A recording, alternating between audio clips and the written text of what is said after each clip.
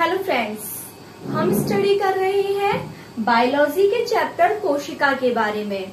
Last class में हमने देखा था कि मृत कोशिका की खोज रॉबर्ट हुक ने की थी और जीवित कोशिका की खोज एंटोनी वॉन ल्यूवेनहुक ने की थी। आज हम जानेंगे केंद्रक की खोज के बारे में। केंद्रक की खोज करने वाले थे रॉबर्ट ब्राउन। कौन थे? Robert brown. और उन्होंने कब की थी केंद्रक की खोज? 1831 में, 1831 में। केंद्रक की खोज करने वाले हैं रॉबर्ट ब्राउन, जिन्होंने 1831 में इसकी खोज की थी। आइए जानते हैं टाइप ऑफ सेल के बारे में, कोशिका के प्रकार के बारे में। हम जानते हैं कोशिका मुख्य रूप से दो प्रकार की होती है, प्रोकैरियोटिक कोशिका और यूकेरियोटिक कोशिका। कौन कौन सी? प्रोकैरियोटिक कोशिका और यूकेरियोटिक कोशिका। हम इन दोनों को डिफरेंसेस, अंतर के आधार पर डिस्कस करेंगे। प्रोकैरियोटिक कोशिका क्या होती है? ऐसी कोशिका जिसमें केंद्रक का अभाव होता है, केंद्रक अविकसित होता है, यानी केंद्रक जो होता है उसमें झिल्ली का अभाव होता है। तो हम कह सकते हैं प्रोकैरियोटिक कोशिका के अंदर केंद्रक अविकसित होता है। क्या होता है? केंद्रक अविकसित होता है। जबकि यूकेरियोटिक कोशिका के अंदर केंद्रक झिल्ली युक्त होता है, इसलिए वहां केंद्रक सुविकसित होता है। क्या होता है? केंद्रक सुविकसित होता है, क्योंकि यूकेरियोटिक कोशिका में केंद्रक झिल्ली युक्त होता है। आगे देखते हैं, प्रोकैरियोटिक कोशिका जो होती है उसका बाह्य आवरण त्रिस्तरीय होता है, यानी 3 लेयर्स से मिलकर बना हुआ होता है।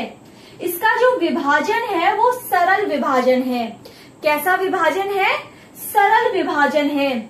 जबकि यूकेरियोटिक कोशिका में विभाजन समसूत्री और अर्धसूत्री प्रकार का होता है। प्रोकैरियोटिक कोशिका के अंदर विभाजन कैसा है? सरल विभाजन। जबकि यूकेरियोटिक कोशिका के अंदर होने वाला विभाजन समसूत्री या अर्धसूत्री प्रकार का होता है।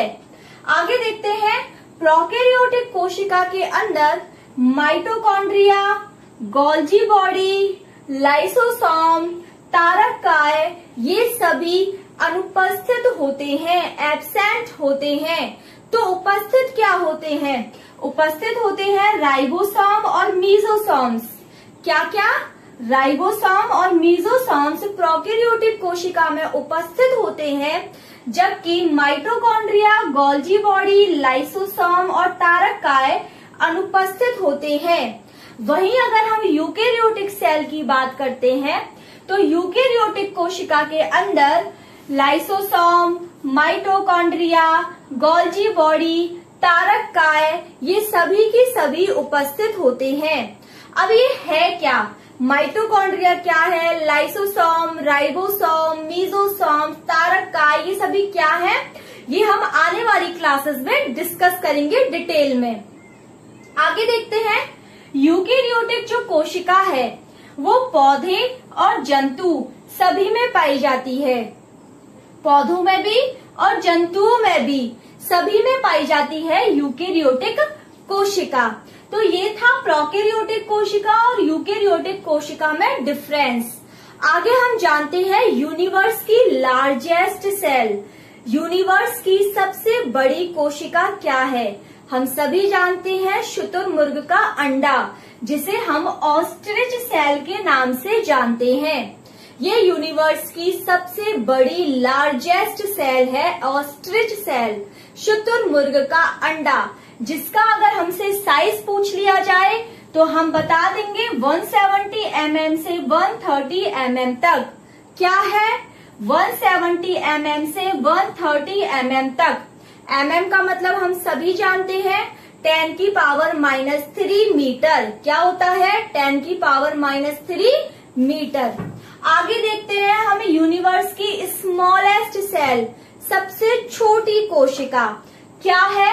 वो एक जीवाणु है, एक बैक्टीरिया है, और इस जीवाणु का नाम है माइकोप्लाज्मा गैलीसेप्टिकम। क्या है इस जीवाणु का नाम, जो कि यूनिवर्स की सबसे छोटी कोशिका है? Mycoplasma gallisepticum. ओके, अगर इसका साइज पूछ लिया जाए तो हमें पता होना चाहिए इसका साइज है 0.1 माइक्रोमीटर से 0.5 माइक्रोमीटर तक। क्या है? 0.1 माइक्रोमीटर से 0.5 माइक्रोमीटर तक, जहां माइक्रो का मतलब हमें पता होना चाहिए 10⁻⁻6 मीटर होता है। क्या होता है? 10⁻⁻6 मीटर। आगे अगर हमसे पूछ लिया जाए कि लॉन्गेस्ट सेल क्या है, हमें पता होना चाहिए लार्जेस्ट सेल और लॉन्गेस्ट सेल दोनों अलग हैं। लार्जेस्ट का मतलब है सबसे बड़ी कोशिका, जो कि शुतुरमुर्ग का अंडा ऑस्ट्रिच सेल है, जबकि लॉन्गेस्ट यानी सबसे लंबी कोशिका है हमारी तंत्रिका। क्या है? हमारी तंत्रिका। ये लॉन्गेस्ट सेल के रूप में मानी जाती है। आई होप यहाँ तक आप सभी को क्लियर है।